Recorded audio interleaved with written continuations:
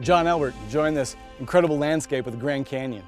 You know, when we look at this place through the lens of Scripture, it can illustrate some powerful biblical truths.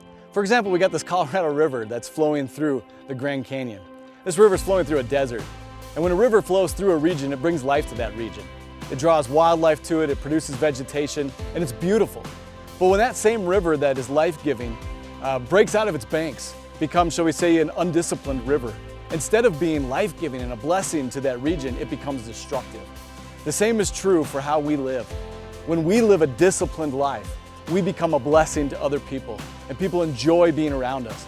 But when our life breaks out of the banks and becomes undisciplined, we become destructive to ourselves and to others.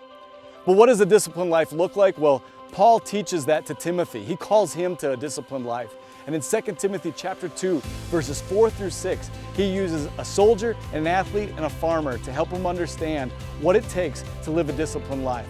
Like a soldier, we need to have a vision of who we are and what we're doing. Like an athlete, we need to have accountability. We don't get to win unless we compete according to the rules. And like a farmer who puts in the effort, only after the effort has been put in, do we truly get to engage in the fruit of all of that work. So our disciplined life is going to require us to have a vision of who God is and who we are in relationship to Him.